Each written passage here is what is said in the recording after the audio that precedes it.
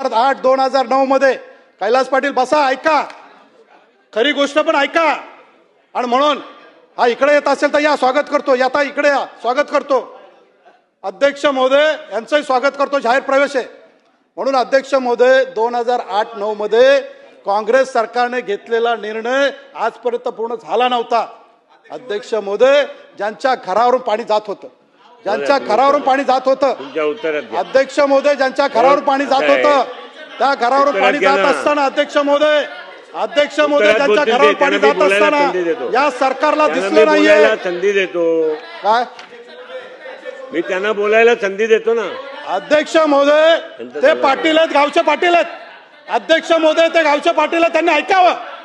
अध्यक्ष महोदय गावच्या पाटलांना गावच्या लोकांचं ऐकावं लागतं. पाटील गावच्या पाटलांनी ऐकायला पाहिजे.